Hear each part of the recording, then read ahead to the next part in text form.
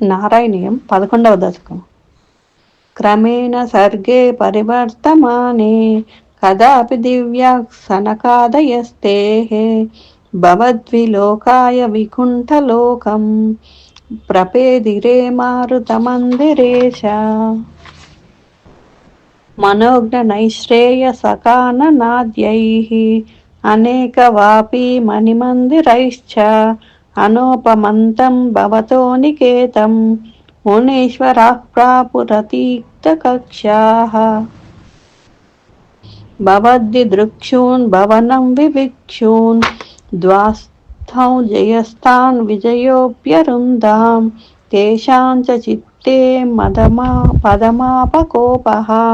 సర్వం భవత్ప్రేరణమయైవ భూమన్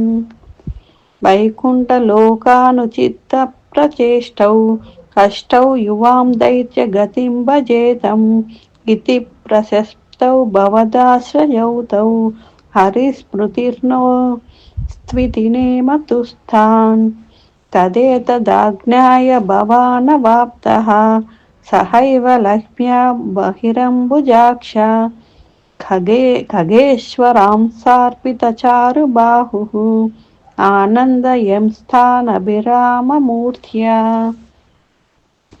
ప్రసాద్య గీర్భిస్తువతో మునీంద్రాన్ అనన్యనాథావత పార్షదౌ తౌ సంరంభయోగేన భవైస్త్రిభిర్మాం ఉపేతమిత్యాత్తకృపం న్యగాదీః స్వదీయభృత్యా వదకాశ్యపాత్తౌ సురారివీరా ఉదితౌ దితౌ ద్వౌ సంధ్యా సముత్పాదనకష్టచేష్టౌ యమౌ చ లోకస్య యమాభివాన్యౌ